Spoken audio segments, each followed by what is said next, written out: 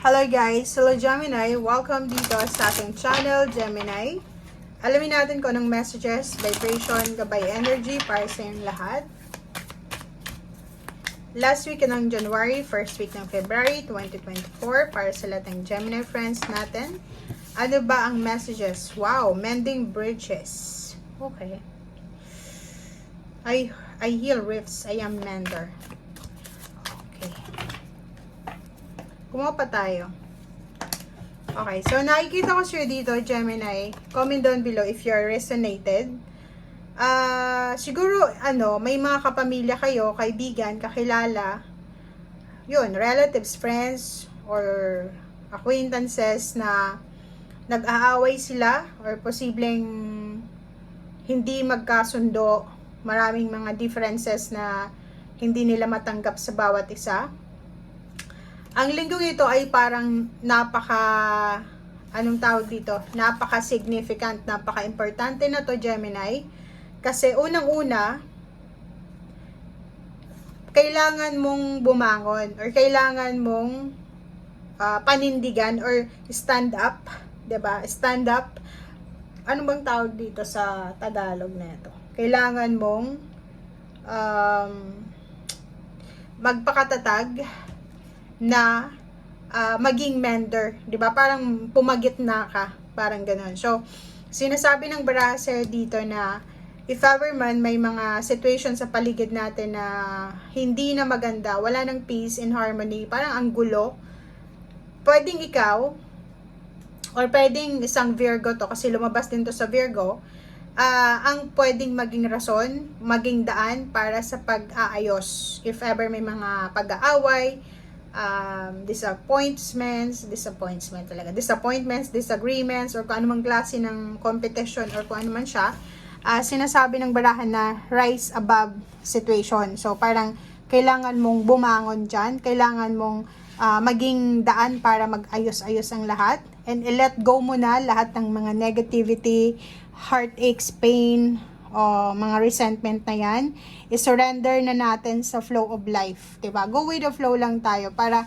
sinasabi ng baraha, kung gusto mo daw, Gemini, na maging kalmado ang iyong buhay, kailangan natin na i-let go yung ating past, i-let go yung ating future, i-let go natin yung mga expectation natin, i-let go of negative, positive or negative na past, let go mo na lang, wag mo nang kontrolin ng sitwasyon. Let go of your negative emotion, heartaches, pain, or kano pa man. Kasi mas mabigat, 'di ba? Mas mahihirapan kang umangat sa buhay kung marami kang mga bit dyan na mga bagahe from your past, from heartaches and pain. Wala naman tayo, 'di ba, na kilala dito sa mundo na naging famous siya, like naging siyang famous, naging tanyag dahil sa pagiging magaling niya sa pagbibit-bit ng mga grudges, resentment, 'di ba? Walang ganoon. So, sinasabi ng baraha, lalo na kung nagkakaedad ka na, make sure na iwasan na natin yung pakikipag-away, pakikipagkompetensya. If ever man tayo ay makatulong sa mga taong nag-aaway, pwede natin yung gawin, 'di ba? So, yun, let go of pride then. Pride. Napaka-importante 'yan.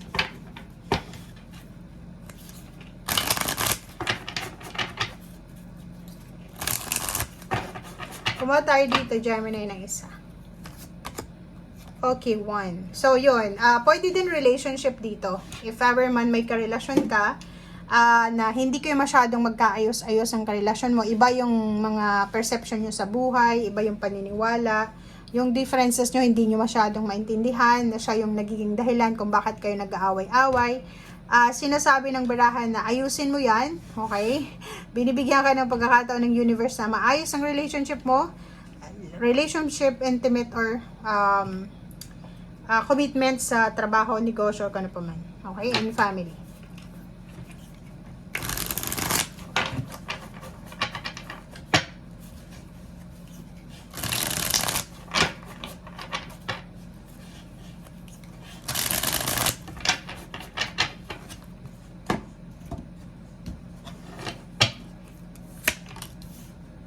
Okay, King of Cups, Justice.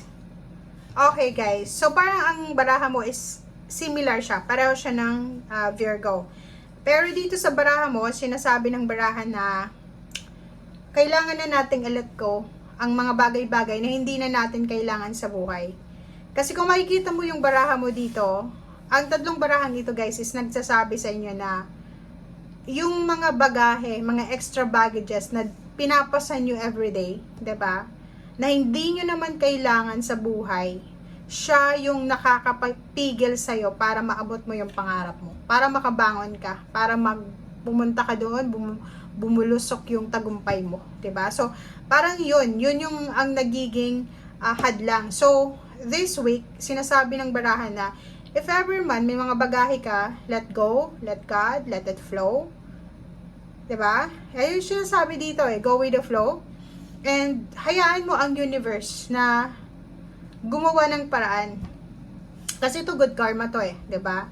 Sinasabi ng baraha sa atin, as long as na ang dami-dami mong bagahe, walang darating na good karma sa buhay mo. Kasi binablock nun Okay?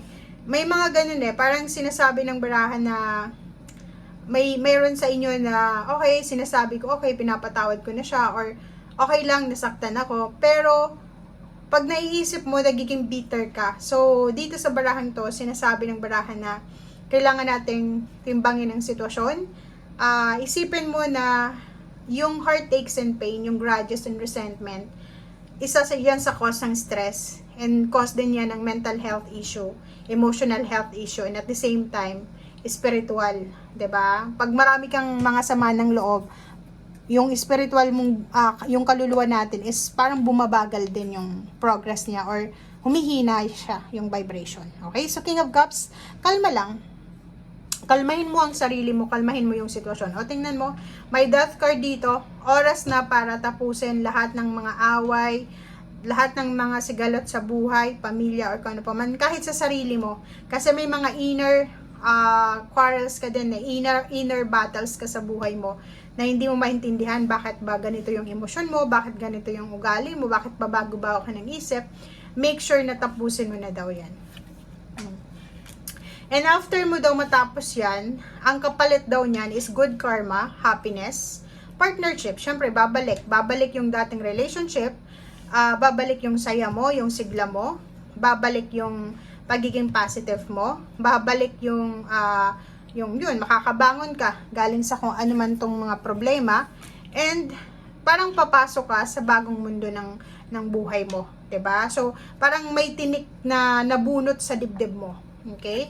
So, Nine of Pentacles, sinasabi ng barahan na mas maraming blessings ang parating sa'yo. Okay? Once na nakapag-move on ka na, once na nakaalis ka na sa stressful na situation, mas magkakaroon ka na ng maraming space sa buhay mo para sa new beginnings. Okay? So, parang milagro siya. I-try nyo lang. 'Di ba? If wala pa kayong living proof regarding sa mga ganyang klase ng bagay, if mayroon kayong sama ng loob, try to lighten your burdens, your load, and then tingnan nyo, several days after nyan, may blessing na parating. If ever man hindi emotional, pwedeng financial. Kasi, nagka-space ka na, nagkaroon ka na ng space sa iyong buhay para sa mga biyaya. And parang phoenix rising from the ashes ka, babangon ka talaga. Babangon ka galing sa kung saan ka man nasadlak na putik or na problema. Okay? Thank you guys. Bye!